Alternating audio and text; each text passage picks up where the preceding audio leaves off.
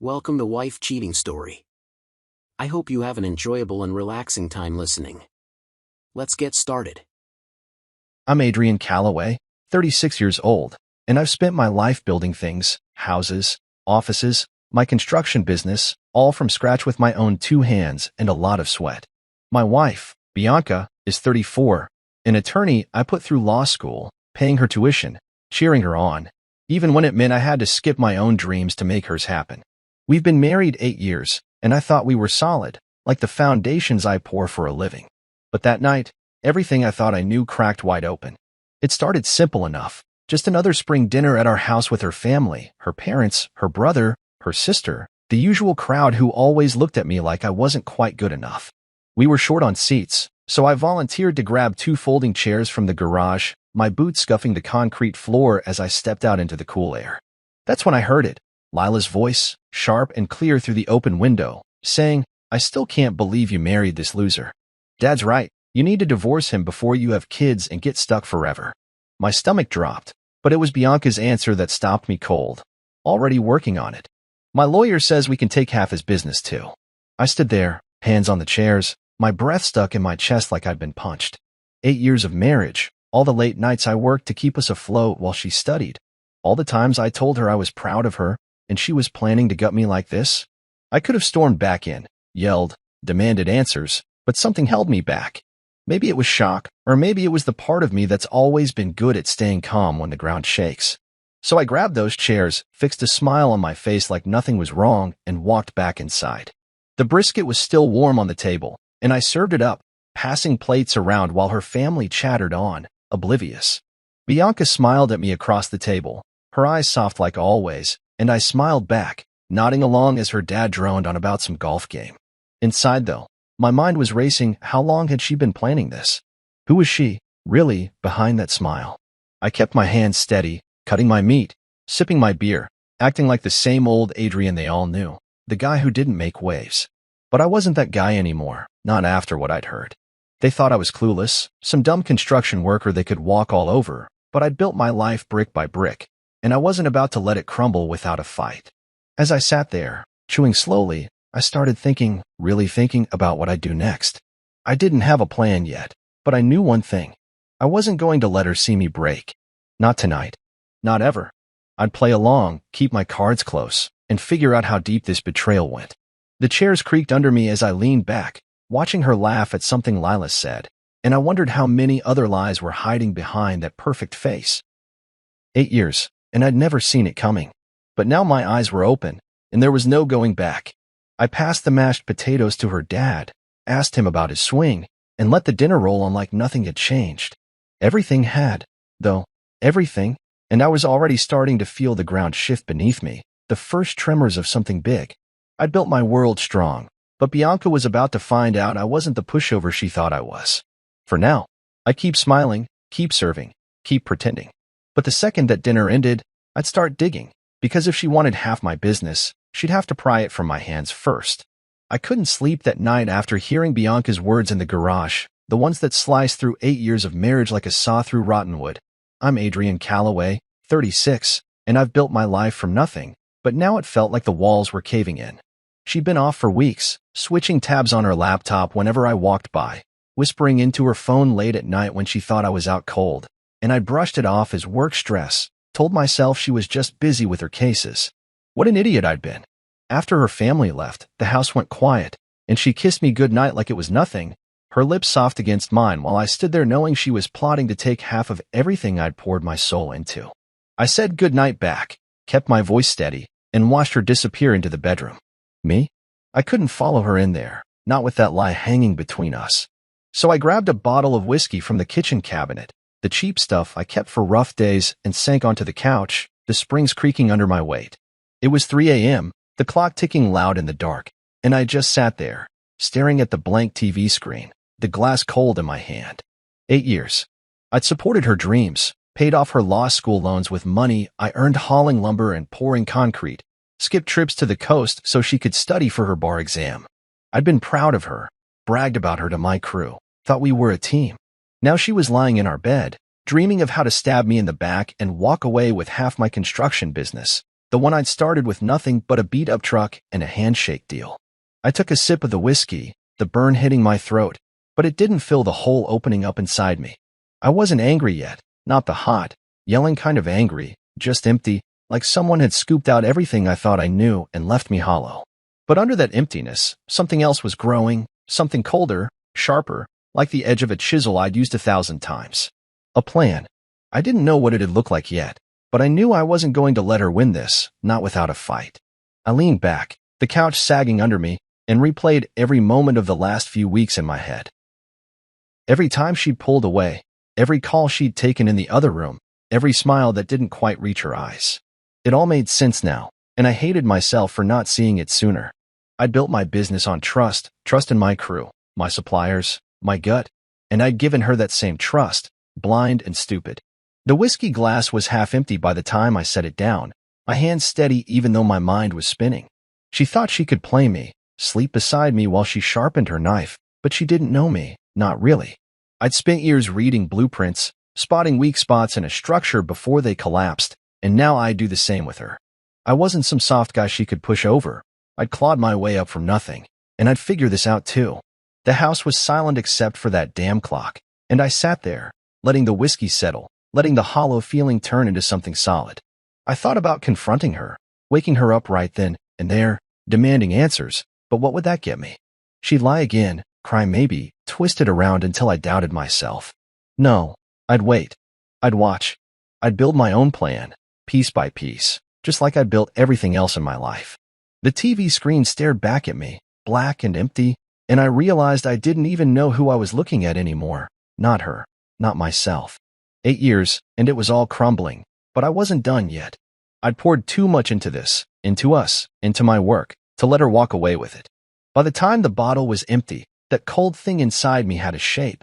I'd protect what was mine, and I'd make sure she regretted ever thinking she could break me. The night stretched on, and I stayed right there, plodding in the dark, ready to fight for the life I'd made. I woke up on the couch with a crick in my neck and the taste of last night's whiskey still sour in my mouth. I'm Adrian Calloway, 36, and after hearing Bianca plotting to divorce me and take half my construction business, I wasn't about to let the day pass like nothing happened. She was already up, moving around the kitchen like it was any other morning, the smell of coffee drifting out as she hummed some tune I didn't recognize. "Morning," she said, bright and easy, pouring herself a mug without even looking at me, like she hadn't spent the night dreaming of how to carve up my life. "Morning," I shot back, keeping my tone flat, my face blank, same as always. I grabbed my own coffee, black and bitter, and sat at the table, watching her butter toast like we were still some happy couple. Inside, my chest was tight, but I didn't let it show.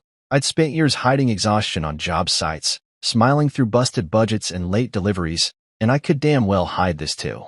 She kissed my cheek on her way out, her heels clicking as she headed to her law firm, and I waited until her car pulled out of the driveway before I moved. I wasn't hollow anymore. That cold thing from 3 a.m. had turned into something solid, and I knew what I had to do. Her laptop was still on the counter. She never logged out, always used the same password pattern, Bianca #1, like she thought I'd never notice. I opened it, my fingers steady even though my heart was pounding, and there it was, emails to her lawyer, a guy named Greg, laying out the whole plan. "Once I make junior partner, I'll file," she wrote. "Community property laws mean I get half his business, valuations look good." Another email mentioned a private account she'd been trickling money into, $28,000 already, siphoned from our joint savings over months. I sat there, staring at the screen, the coffee going cold in my hand. She wasn't just leaving me, she was hunting me, picking my life apart like a vulture on a carcass. I printed every email, every transaction, my hands shaking now not with fear, but with something else, something that felt like the first spark of anger. 8 years I'd poured into her, money, time, trust, and this was how she repaid me. I stuffed the papers into a folder, locked them in my toolbox in the garage, and called Miles, a divorce attorney I'd met once at a client's barbecue. He met me at his office an hour later, a small place with stacks of files and a coffee pot that looked older than me. I laid it all out, Bianca's words from the garage, the emails, the money she'd already taken. Miles leaned back, his glasses slipping down his nose, and sighed. "You're in a tough spot, Adrian," he said. "Texas is a community property state. Your business grew during the marriage, So she's got a claim to half unless we can prove it's separate or she's pulling something illegal. She's playing dirty, but we can play smarter. He tapped the emails. This helps, shows intent, maybe fraud with the account. But we need more, and we need to move fast. I nodded, my jaw tight. I wasn't just getting divorced. I was in a war I didn't even know I'd signed up for. Miles told me to keep acting normal, not tip her off, and I agreed. I'd been wearing a mask all morning, and I could keep it up. Driving home, my truck rumbling down the highway, I thought about the business, my crews, my contracts, the years I'd spent turning a single toolbox into something real. She thought she could waltz in and take it because she'd passed the bar on my dime? No way. I stopped at a gas station, grabbed a sandwich I didn't eat, and sat in the parking lot, staring at the folder of emails beside me. That spark of anger was growing now, hot and steady, but I kept it locked down. I'd built my life on control, measuring twice, cutting once, and I'd handle this the same way. Bianca acted like nothing had happened, but I wasn't that guy anymore, the one who trusted her blind. I'd play her game for now, smile at dinner, ask about her day, but I was done being her fool. Miles was right. We needed more, and I'd find it. She'd underestimated me, thought I was too dumb to see the knife coming, but I'd spent my life spotting cracks in foundations. Now I'd find hers, and when I did, she'd wish she'd never started this. I tossed the sandwich wrapper, started the truck, and headed home, ready to keep pretending until I could strike back. I'm Adrian Calloway, 36, and after finding out Bianca's plan to divorce me and take half my construction business, I wasn't about to sit around waiting for her to tighten the noose. I had to move, and fast. The next day, I called Tarek, my accountant, and told him to meet me at the office, a cramped trailer park behind my workshop where I kept the books and blueprints for every job I'd ever done. Bianca was at work, probably typing more emails to her lawyer, and I was still playing the part at home, smiling over breakfast, asking about her cases like I didn't know she was plotting to gut me. Tarek showed up looking like he'd swallowed a nail, his tie crooked and his forehead shiny with sweat. "What's going on, man?" he asked as I shut the trailer door behind us, the hum of the air conditioner rattling in the background. I didn't sugarcoat it. I told him everything. What I'd heard in the garage, the emails I'd found, the $28,000 she'd already siphoned into her secret account. His face went pale, and he rubbed his hands together like he was trying to warm them up. "She called me last week," he admitted, his voice low. "Asked about business valuations, said it was for some tax thing." I didn't think twice. I leaned against the desk, my arms crossed, and felt that anger from yesterday flare up again, not at Tarek, but at her, at how deep this went. He pulled up the records on his laptop, his fingers flying over the keys, and there it was, little discrepancies she'd nudged him to tweak, overstated expenses, a late payment here, a missed invoice there. Nothing big enough to notice unless you were looking, but enough to paint me as sloppy in court, reckless with the company I'd built from a single hammer and a dream. It was a paper trap, and she'd been setting it for months. Tarek looked sick. "I'm sorry, Adrian. I didn't know." I waved it off. He wasn't the enemy here. "We fix it now," I said, my voice hard. We spent hours cleaning it up, corrected statements, backdated clarifications, locked her out of every financial document she didn't already have her hands on. My hands were steady, but inside, I was boiling 8 years of marriage, and she'd turned my own numbers against me. Then I called Declan, my business partner, a guy who'd been with me since we were pouring slabs in the rain for $10 an hour. I told him the whole mess over the phone, my truck idling in the lot outside so Bianca wouldn't overhear if she came home early. "She's coming for half," I said, gripping the wheel.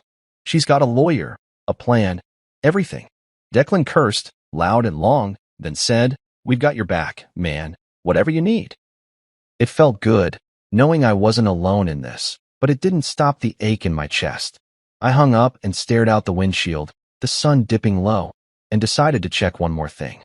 I called our bank, same account we'd shared since we bought the house, and asked about recent activity.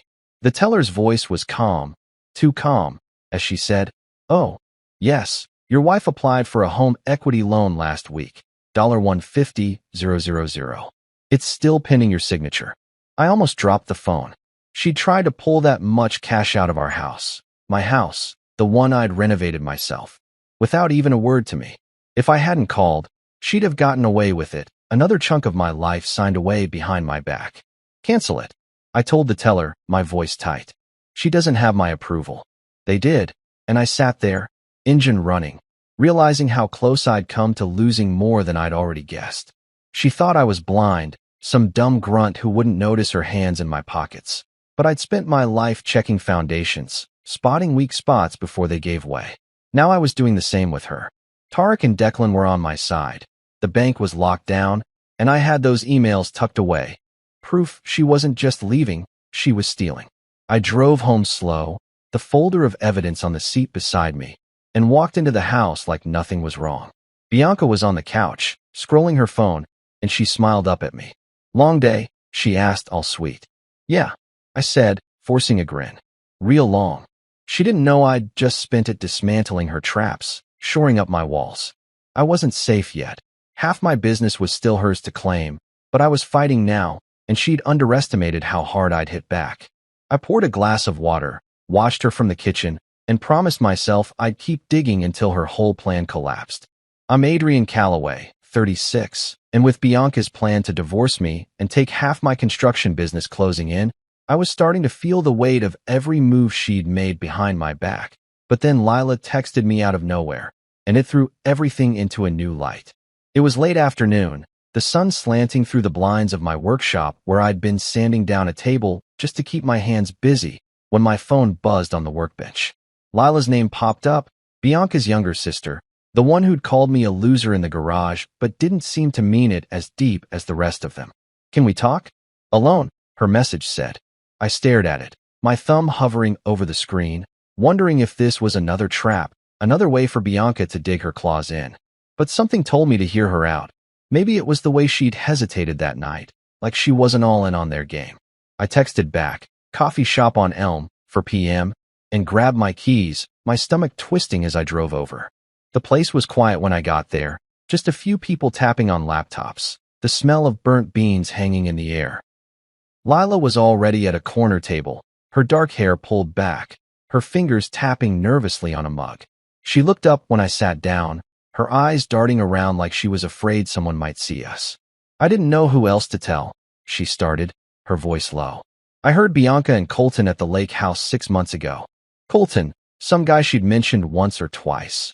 A friend, from work I'd never met. Lila leaned in, her words spilling out fast. They weren't just talking, they were planning. A whole life together, after she divorces you and takes your money.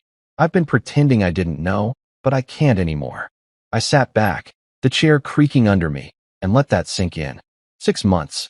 She'd been with this guy, building some fantasy future on my dime, while I was out there pouring concrete and paying her bills.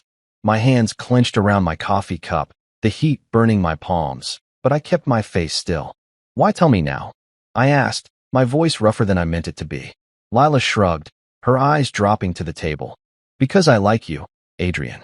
You're not what they say, a loser, a nobody. You've been good to her, to all of us, and they're just awful." She paused, then added, "I thought you deserved to know the truth." I nodded slow, taking a sip of the coffee even though it tasted like ash in my mouth. I already knew Bianca was leaving, knew she was after my business, but this was deeper, uglier. Colton wasn't just a fling. He was the endgame, the reason she'd been so careful, so cold. I looked at Lila, her hands still fidgeting, and realized she was the first person in Bianca's family to say something real to me, something that wasn't a jab or a lie. "Thanks," I said, keeping it short, because what else was there? She nodded back, a small, sad smile on her face, and we sat there for a minute, the hum of the coffee shop filling the silence. I didn't need her to say more. I'd already pieced it together, the emails, the money, the way Bianca's eyes slid past me like I was furniture. But hearing it from Lila, hearing her say she couldn't keep pretending, felt like a crack in their perfect little wall. It wasn't forgiveness, she didn't know me that, but it was something close to respect, and after weeks of feeling like a ghost in my own life, that hit hard. I paid for the coffee, told her to keep this between us, and walked out into the fading light, my boots heavy on the pavement. Driving home, my truck rumbling through the streets, I replayed her words, 6 months, a life with Colton, my money is their stepping stone. The anger was there, hot and steady now, but so was something else, clarity. Bianca wasn't just betraying me. She was building a whole new world on my ruins, and she thought I'd never see it coming. Lila's truth didn't change the fight ahead. Miles, my lawyer, Still had to untangle her legal hooks from my business, but it gave me something to hold on to, a piece of the puzzle I could use. I pulled into the driveway, saw Bianca's car already there, and took a deep breath before walking in. She was in the kitchen, chopping vegetables, and she smiled at me like always. "Hey, where'd you go?" she asked, casual as anything. "Just ran an errand," I lied, matching her tone. She didn't push, didn't suspect, and I kept my mask on, stirring the pot while my mind churned with what I knew. Lila had given me a weapon, not enough to win yet, but enough to keep fighting. And I would. I'm Adrian Calloway, 36, and with Bianca's betrayal laid bare, her plan to divorce me, take half my construction business, and build a life with Colton, I decided it was time to stop just reacting and start setting my own trap. The idea hit me the next morning, standing in the shower, the hot water pounding my back while steam fogged the glass. I'd been playing defense, scrambling to protect what was mine, but now I wanted her to feel the ground shift under her, even just a little. So I dried off, pulled on my work jeans, and found her in the kitchen, sipping coffee in her crisp blazer, ready for another day of pretending. "Hey," I said, leaning against the counter, keeping my voice soft, almost shaky. "I need your help with something." She glanced up from her phone, eyebrows raised, like she wasn't used to me asking for anything. "What's up?" she said, her tone light but curious. I took a breath, layering on the act I'd rehearsed in my head. "There's a crisis with the business a big client might walk, and I'm freaking out. I was thinking, could you host a dinner tomorrow night? Get your family over. Let them advise me? I'm in over my head here." I let my shoulders slump, my eyes drop, playing the desperate husband card hard. She tilted her head, and I saw it, a flicker of smugness, like she'd won something. "Oh, honey, of course," she said, reaching over to pat my hand. "I'll invite everyone, Mom, Dad, Nolan, Lila. We'll figure it out." Her voice was all syrup, but I could feel the wheels turning behind it. She thought I was crumbling, thought this was her chance to look good while I begged for scraps. "Thanks," I mumbled, giving her a weak smile. "I really need you right now." She nodded, already texting, and I walked away, my heart pounding but my face still. The hook was set. I spent the rest of the day prepping. Not just the house, but the real plan. I cleaned the dining room, moved chairs around, set up the projector I used for client pitches, and synced it to my phone with the recordings I'd been saving, her voice from the garage, the emails, the bank records Tarek had pulled. Every piece of her betrayal, ready to play. Then I went to our bedroom, pulled a blank set of divorce papers Miles had given me just in case, and left them on my nightstand, the corner sticking out from under a book, subtle but visible. I wanted her to see them, to wonder, to sweat a little. By the time I stepped out of the shower that night, towel around my waist, the papers had moved, shifted an inch, the book nudged aside.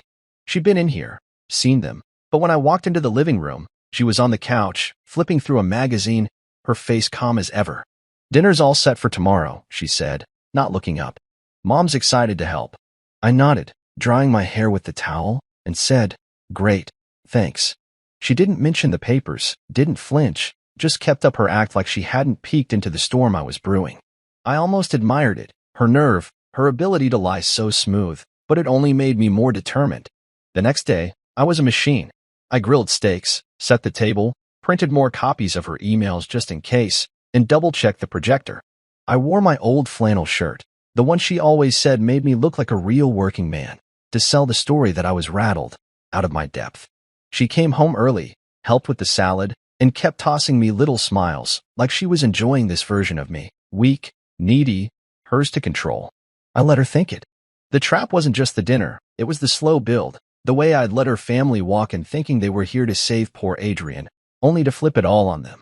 I vacuumed the rug, my mind racing through every step, how I'd start with a toast, how I'd click the remote, how her voice would fill the room and crack their perfect little world. Bianca didn't suspect a thing. She was too busy texting Nolan about wine choices, too sure I was the same guy she'd married, the one who'd never push back. But I wasn't that guy anymore. I'd built my life on reading people, clients, crews, suppliers, and I'd read her wrong for years. Not now. I carried the steaks inside, the smell filling the house, and watched her hum as she set out plates, oblivious to the bomb I was about to drop. The divorce papers had rattled her. I could feel it, even if she wouldn't show it, and tomorrow, I'd rattle her more.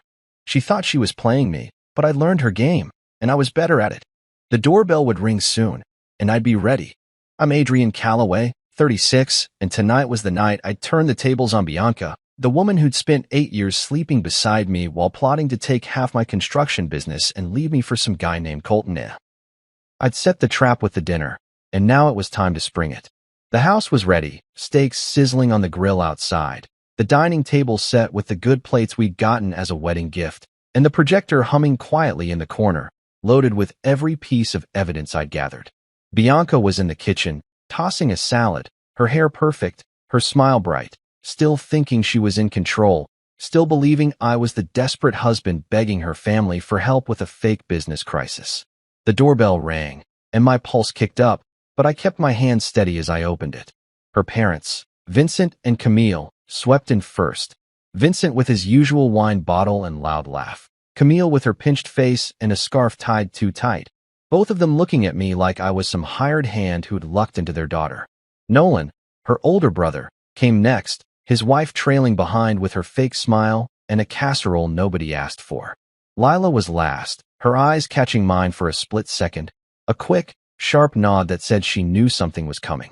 I told her nothing, but after our coffee shop talk, she wasn't blind.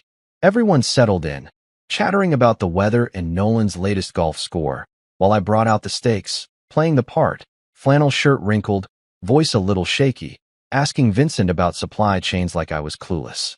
Bianca sat at the head of the table, all gracious hostess, soaking it up as her mom patted her arm and said, "You've done so well, sweetie." I let them eat, let the wine flow, let them relax into their smug little bubble. Then I stood, glass in hand, and cleared my throat. "I want to make a toast," I said, my voice loud enough to cut through their noise. They turned, smiling, expecting some bumbling thank you from the guy they'd always dismissed. To family, I started, raising my glass. To loyalty, and to finally seeing things for what they really are. Bianca laughed, a quick, nervous sound, thinking I was just flustered about the crisis. Her dad grinned, nodding like he was humoring me. I smiled back, reached into my pocket, and clicked the remote. The projector whirred to life, the screen behind me flickering on, and there it was, her voice, clear as day, from the garage recording I'd made 2 nights ago. Already working on it. "My lawyer says we can take half his business." The room went dead silent. Bianca's fork clattered onto her plate, her face draining of color like someone had flipped a switch. Nolan froze, his wineglass halfway to his mouth, looking like he'd seen a ghost. Vincent's jaw tightened, but he didn't move. Camille just stared, her scarf suddenly ridiculous against the tension. Lila's eyes flicked to me, wide but steady, like she'd been waiting for this. I didn't stop there. I clicked again, and the screen shifted to a still of her email to Greg, the lawyer. "Once I make junior partner, I'll file. Community property laws mean I get half." I let it hang there, the words glowing big and bold, and watched Bianca's perfect world crack. "What is this?" Vincent finally barked, his voice rough, but I didn't answer him yet. I clicked once more, text to Colton, timestamps from 6 months back, planning their future with my money. "Adrian, stop this," Bianca said, her voice trembling, her hands gripping the table. "You don't understand." "Oh, I understand." I cut in, calm but cold, setting my glass down. 8 years, Bianca. I paid for your law school, your books, your bar exam. $91,000, all in. And you've been stealing from me, plotting with him. I nodded at the screen, to take what I built. Her mom gasped, a small, choked sound, but I kept going. "You thought I wouldn't notice?" "Thought I was too dumb to see it." She opened her mouth, tears welling up, but I wasn't done. Nolan tried to stand, muttering something about leaving, but Vincent snapped, "Sit down." And he did. Lila just watched, her face blank, but her eyes alive. I clicked off the projector, the room dimming again, and let the silence settle like dust after a demolition. "I'm not even close to finished," I said, looking straight at Bianca. "But you should know, I've got everything. Bank statements, recordings, proof. You're not taking half of anything." Her tears spilled over now, but I didn't feel sorry, not after what I'd heard, what I'd found. The toast was over, but the real show was just starting, and I'd barely begun to pull the threads apart. I'm Adrian Calloway, 36, and after dropping the bomb at dinner, playing Bianca's own words back to her family, showing the emails and texts proving she'd been planning to divorce me, and take half my construction business for her and Colton. The room was a mess of shock and chaos, and I was ready to finish it. The projector was still warm behind me, the screen dark now, but the echoes of her voice. My lawyer says we can take half his business, hung heavy in the air. Bianca was crying, her mascara streaking down her face, her hands shaking as she pushed back from the table. Vincent, her dad, was on his feet, red-faced and roaring. "What the hell is this, Adrian?" Like I was the one who'd betrayed them. Camille sat frozen, her wine glass trembling in her hand, while Nolan muttered something to his wife, who looked like she wanted to crawl under the table. Lila stayed quiet, her eyes locked on me, steady and unreadable. I didn't flinch. I'd built my life on standing firm, and I wasn't about to buckle now. "Sit down, Vincent," I said, my voice low but sharp, and to my surprise, he did, his chair scraping loud against the floor. I clicked the remote again, and the screen lit up with more texts between Bianca and Colton, dates stretching back 6 months, talking about houses they'd buy, trips they'd take, all on the money she'd pull from me. Then the bank statement, $28,000 she'd siphoned into her private account, line by line, right under my nose. "That's theft," I said, pointing at the numbers. "And this," I flipped to a spreadsheet I'd made. Every penny I'd spent on her law career, tuition, bar prep, textbooks, totaling $91,000. "That's what I gave you, Bianca. 8 years of my life, my work, my trust." Her sobs got louder, but I didn't stop. Vincent slammed his fist on the table, dishes rattling, and shouted, "You're airing our family's business like this. You're disgusting." I turned on him, my anger finally breaking through. "Your family's business? She's been stealing from me, Vincent, planning to leave me broke while she runs off with him. You raised her to think that's okay." He sputtered, his face purpling, but Camille grabbed his arm, whispering, "Stop it, Vin." I clicked one last time, and the screen showed a photo, a blurry shot I'd gotten from a private investigator buddy, Colton and Bianca at the lake house, arms around each other. "He's married," I said, dropping the final card. "I had coffee with his wife, Savannah, yesterday. She knows everything now, every text, every plan. You're not the only one who's been played, Bianca." That hit her like a brick. Her crying stopped, her mouth hanging open, and she stared at me like I'd pulled the air out of the room. Vincent flipped the table, then steaks, plates, wine glasses crashing to the floor, the whole thing tipping over with a thud that shook the walls. "You bastard!" he yelled, lunging toward me, but Nolan grabbed him, pulling him back. "Dad, enough?" Nolan snapped, his voice cracking. Bianca slid to her knees, sobbing into her hands, and begged, "Adrian, please, let's talk privately. We can fix this." I looked down at her, the woman I'd loved, the one I'd built a life with, and felt nothing but cold. "Talk to Miles," I said, stepping over the mess. "He's my lawyer. We're done." I walked out, the front door slamming behind me, the night air hitting my face as I crossed the yard to my truck. Inside, the chaos was still going, Vincent yelling, Camille crying, Bianca pleading, but I didn't look back. I climbed into the driver's seat, my hands gripping the wheel, and sat there for a minute, letting my breath steady.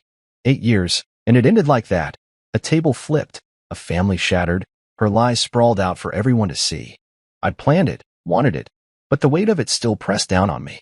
She'd thought I was weak, thought she could take what I built because I'd always been quiet, steady, the guy who fixed things instead of breaking them. But I'd broken her world tonight, and it didn't feel good. It just felt necessary. The engine rumbled to life, and I pulled out of the driveway, the house shrinking in my rearview mirror. I didn't know where I was going yet, maybe the workshop, maybe a hotel, but I knew I wasn't sleeping there tonight. Bianca's tears, her family's rage, none of it changed what she'd done. I'd shown them the truth, every ugly piece, and now it was over.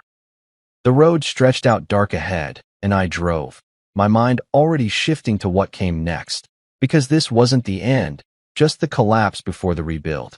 I'm Adrian Calloway, 36, and after blowing up Bianca's world at that dinner, showing her family the recordings, the emails, the proof she'd been plotting to take half my construction business and run off with Colton, I walked away from the wreckage and didn't look back. I moved into a small apartment above my workshop the next day, a bare-bones place with a mattress, a folding chair, and a view of the lumber stacks out back. I took the dog, Max, my tools, and whatever piece I could scrape together after 8 years of a marriage that turned out to be a lie. The house? Our house, was hers for now. Miles, my lawyer, said to let her stay there until the divorce papers went through, keep things clean. I didn't care about the furniture or the fancy dishes. I just wanted out. The first night, I sat on the floor with Max sprawled beside me, his snores filling the quiet, and stared at the wall, my phone dark on the carpet. I felt lighter, like I'd dropped a load of bricks I'd been carrying too long. But there was still this ache, deep and dull, that wouldn't let go. 2 days later, my phone started buzzing. Bianca, finally breaking her silence after the chaos I'd left behind. 49 messages in total, piling up over hours, and I read every one, my jaw tight. First it was rage. You ruined everything. Adrian, my family hates me now. How could you do this? Then pleading, we can fix this. I'll do anything, just come home. She tried bargaining next. I'll cut off my parents, Nolan, all of them. We can start over. The last few hit different, sadder, almost real. Colton dumped me. Said he's staying with his wife. I have no one now. I scrolled through them, Max's head on my knee, and waited for something, guilt, pity, anything, but it didn't come. She never once said she was sorry, never asked for forgiveness, just kept clawing for control, for a way back in. I typed one reply, short and final. Divorce papers are on the way. Send future messages through your lawyer. Then I hit send, turned off the phone, and leaned back against the wall, the hum of the workshop below me steady and familiar. She'd thought I'd crack, thought I'd run back to fix things like I always had. Leaky pipes, late bills, her stress, but not this time. I'd spent years building, repairing, holding us together, and she'd taken a sledgehammer to it all, expecting me to sweep up the mess. Not anymore. The next day, I threw myself into work, met with Declan at a job site, went over blueprints with the crew, swung a hammer until my arms burned. It wasn't just distraction, it was survival, keeping my hands busy so my mind wouldn't spin. The guys knew something was up. Declan had filled them in on the basics, but they didn't pry, just nodded and handed me tools when I asked. That felt good, like I still had a foundation under me, even if it was just sweat and sawdust. Bianca's messages stopped after my reply, but I knew she wasn't done. She'd lawyer up, fight dirty, try to claw back whatever she could. Miles called that afternoon, said he'd filed the papers, warned me she'd probably countersue for the business and the house. She's got nothing solid, he said, but she'll drag it out. I told him to do whatever it took. I wasn't losing what I'd built, not to her, not after everything. Night came, and I sat on the apartment's tiny balcony, a beer in hand, Max chewing a rawhide at my feet. The city lights blinked in the distance, and I thought about those 8 years, how I'd been blind, how I'd trusted her, how I'd poured myself into a life she'd planned to cash out. It stung, but it wasn't regret, it was fuel. She'd played me, sure, but I'd played her back harder, and now I was free, free to breathe, to think, to figure out who I was without her shadow. The ache was still there, a bruise I couldn't touch, but it was fading, replaced by something tougher, something I'd forgotten I had. I'd moved out, cut her off, and taken my dog. That was step 1. Step 2 was the fight ahead, the legal mess she'd turn into a war. I wasn't scared, though. I'd built my business from nothing, faced down bankrupt clients and broken equipment, and come out standing. This was just another job, another foundation to shore up. I finished the beer, scratched Max behind the ears, and went inside, ready for whatever she threw next, because I wasn't the guy she thought I was anymore, and I'd make damn sure she knew it.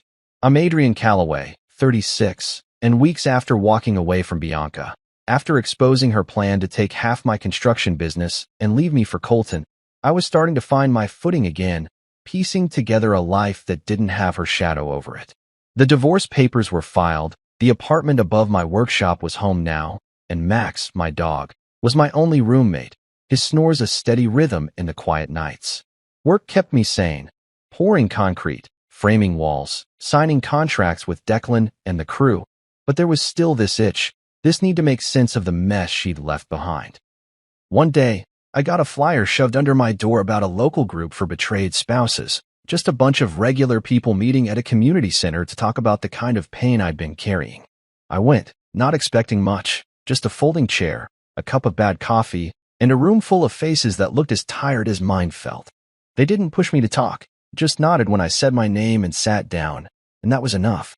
I listened to their stories, cheating partners, broken trust, lives appended, and it hit me how I wasn't alone, how this wasn't just my failure.